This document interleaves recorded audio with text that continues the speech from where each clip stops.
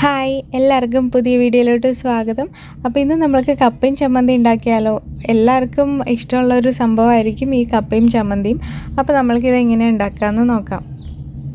അപ്പോൾ ഇതിനായിട്ട് ഞാൻ 2 കപ്പ എടുത്തിട്ടുണ്ട്. ഒരു മീഡിയം സൈസിലുള്ളതാണ് എടുത്തിരിക്കുന്നത്.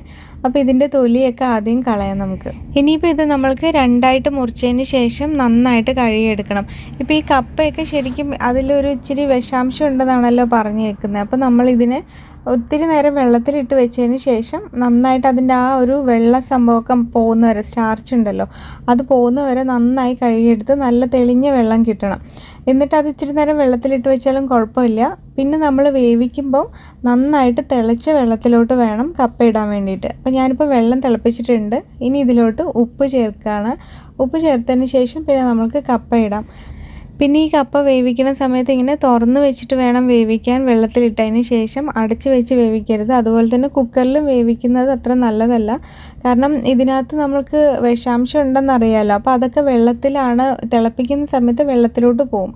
അപ്പോൾ നമ്മൾ തിളപ്പിച്ചതിന് ശേഷം നന്നായിട്ട് വെന്ത് കഴിയുമ്പോൾ ആ വെള്ളം മുഴുവനും കളഞ്ഞതിന് ശേഷം വേണം കപ്പ എടുക്കാൻ വേണ്ടിയിട്ട്.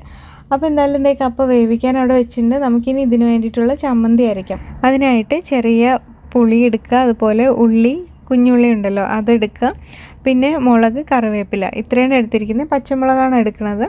അപ്പോൾ ഇനി ഇത് നന്നായിട്ട് എല്ലാം കൂടി ഇട്ട് ചതയ്ക്കുക. പിന്നെ നമ്മൾക്ക് ഉപ്പും കൂടെ ഇതിലോട്ട് ചേർക്കണം. അത്രയേ ഉള്ളൂ. നന്നായിട്ട് ചതച്ച് ഇങ്ങനെ എടുക്കുക. ഇല്ലെന്ന് വെച്ചാൽ മിക്സിയിൽ ഇട്ടിട്ട് ഒന്ന് അരച്ചെടുത്താലും മതി. ഒരുപാട് നമ്മൾക്ക് അരയേണ്ട ആവശ്യമില്ല. ഇങ്ങനെ ചതഞ്ഞ് കിട്ടുമ്പോഴാണ് അതിനൊരു ഇത്തിരി ടേസ്റ്റ് കൂടുതലായിട്ടുള്ളത്. അപ്പോൾ ഇത് നന്നായിട്ട് ഇങ്ങനെ അരച്ചെടുത്തിട്ടുണ്ട്. അപ്പോൾ നമ്മുടെ ചമ്മന്തി റെഡിയായി. ഇനി ഇതൊരു പ്ലേറ്റിലോട്ട് മാറ്റിയതിന് ശേഷം നമ്മൾക്ക് നല്ല വെളിച്ചെണ്ണ ഒഴിച്ചു കൊടുക്കാം.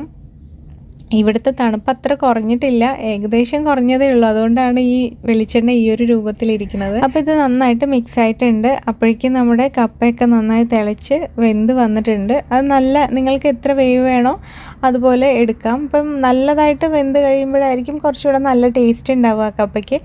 അപ്പോൾ ഇനി ഇതൊക്കെ വെള്ളത്തിൽ നിന്ന് മാറ്റിയെടുത്തിട്ട് ആ വെള്ളം കളയുക. അപ്പോൾ അത്രയേ ഉള്ളൂ, നമ്മുടെ കപ്പയും ചമ്മന്തിയും റെഡി ആയിട്ടുണ്ട്. നല്ല ടേസ്റ്റിയാണ്, നല്ലൊരു മണം ആ ചമ്മന്തിക്കൊക്കെ ഉള്ളത്. വെളിച്ചെണ്ണ ഒഴിച്ച് കഴിയുമ്പോൾ തന്നെ അത് നല്ലൊരു രസമാണ്. അപ്പോൾ ഈ കപ്പയുടെ കൂടെ കഴിക്കാൻ പിന്നെ പറയണ്ടല്ലോ. ഇനിയിപ്പോൾ അഥവാ ചമ്മന്തി വേണ്ടെങ്കിൽ മീൻകറിയോ നിങ്ങൾക്ക് ഇഷ്ടമുള്ള കറി എന്താണെന്ന് വെച്ചാൽ അത് ഉപയോഗിച്ച് കഴിക്കാം. പിന്നെ കപ്പ വേവിക്കുമ്പം ആ ഒരു കാര്യങ്ങളൊക്കെ ഒന്ന് ശ്രദ്ധിച്ചിട്ട് വേവിക്കാം. അപ്പോൾ നമ്മളതേ കപ്പയും അതുപോലെ ചമ്മന്തി ഉണ്ടാക്കി നല്ല ടേസ്റ്റ് ഉണ്ട്. ഞാൻ കഴിച്ചു നോക്കിയായിരുന്നു നേരത്തെ. ജസ്റ്റ് ഇപ്പോൾ ഇവിടെ നമ്മൾ വന്നിരുന്നിട്ട് കഴിക്കുകയാണ്. വിക്കി വന്നിട്ടില്ല കേട്ടോ. വിക്കിക്ക് എന്താണെന്ന് വെച്ചാൽ വിക്കിക്ക് ഈ സംഭവം ഇഷ്ടമല്ല. അവനോട് ജസ്റ്റ് ഒന്ന് കഴിച്ചു നോക്കാൻ പറഞ്ഞിട്ടും കഴിച്ചു നോക്കിയില്ല. എന്തായാലും ഞങ്ങൾ കഴിക്കട്ടെ. ഇത് കുറേ നാൾക്ക് ശേഷമാണ് ഇവിടെ ഇങ്ങനെ വന്നിരുന്ന് നല്ല തണുത്ത കാറ്റൊക്കെ വരുന്നുണ്ട്, അങ്ങനെ കഴിക്കുന്നത്. അപ്പോൾ എന്തായാലും കപ്പയും ചമ്മന്തി എല്ലാവരും ട്രൈ ചെയ്ത് നോക്കുക. നല്ല ടേസ്റ്റിയാണ്. ഇത്രയേ ഉള്ളൂ ഇന്നത്തെ ഒരു വീഡിയോ. എല്ലാവർക്കും ഇഷ്ടപ്പെട്ടു എന്ന് വിചാരിക്കുന്നു. ഇഷ്ടപ്പെട്ടു കഴിഞ്ഞാൽ ലൈക്ക് ചെയ്യാനും ഷെയർ ചെയ്യാനൊന്നും മറക്കരുത്.